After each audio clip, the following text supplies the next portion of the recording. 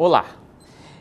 Hoje eu gostaria de convidar cada um e cada uma a uma reflexão que é importante para a nossa vida. Bom, segundo o livro de Atos dos Apóstolos, capítulo de número 10, o verso 34, na sua primeira parte, Pedro, o apóstolo, diz o seguinte: agora sei que Deus trata a todos igualmente. Isso me faz pensar numa coisa. O Caetano Veloso, numa das suas músicas, Sampa, ele diz uma frase que eu acho formidável. Narciso acha feio o que não é espelho. Ao usar o personagem da mitologia grega, Narciso, que era apaixonado pela sua própria imagem, a ponto de não ter olhos para mais ninguém a não ser para ele mesmo, o Caetano Veloso fala da sua experiência de quando chegou em São Paulo. Quando ele foi para São Paulo, tudo era muito diferente do contexto no qual ele viveu no interior da Bahia. Pessoas diferentes, os prédios eram diferentes, então ele foi atacado por uma certa sensação de indisposição com tudo, com as pessoas e tal. Contudo, na medida que ele foi convivendo nesse espaço, ele passou a gostar muito, a ponto de homenagear a cidade com a música Sampa. Eu acho que essas palavras da música, elas são importantes para a gente pensar numa coisa. Não são raras as vezes que nós chegamos em lugares novos com uma baita de uma indisposição para com tudo e com todos. Só que isso não acontece nos lugares novos apenas. Acontece com o nosso cotidiano. Nem sempre nós estamos com o coração aberto para nos aproximar das pessoas. E, sobretudo, das pessoas que são diferentes ou que pensam diferentes de nós. Não são poucos os casos que a gente ouve dizer em que a diferença ela foi encarada com tamanha intolerância a ponto de chegar até a violência física.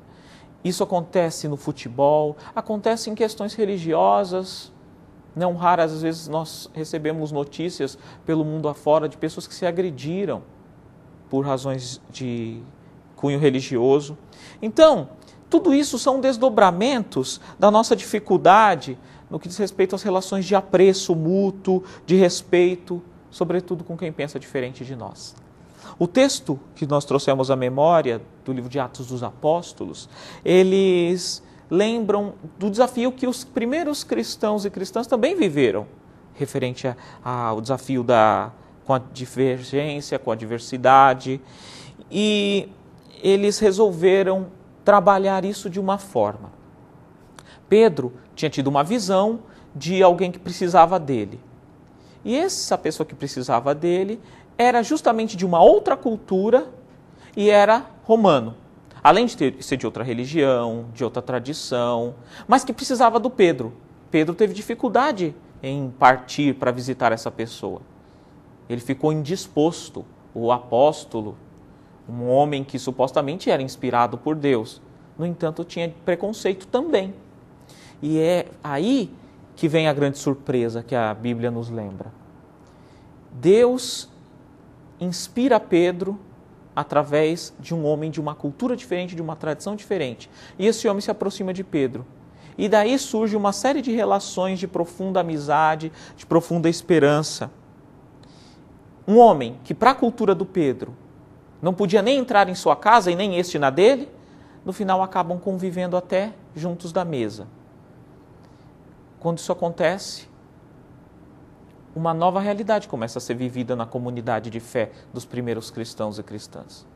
Esse foi o desafio de Pedro, esse é o desafio de cada um e de cada uma de nós, seja nas nossas relações de trabalho, nas nossas relações familiares, na nossa vida.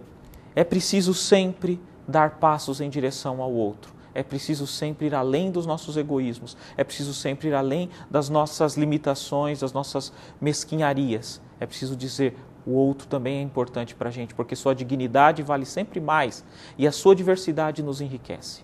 Se nós formos amigos só de quem pensa igual, o mundo seria muito frio, muito mesquinho, muito pequeno. Mas viver Deus é sair para além de si, abraçar os outros, inclusive aqueles que são diferentes de nós, sobretudo por isso, porque a diferença só nos enriquece. Que Deus nos abençoe. Obrigado.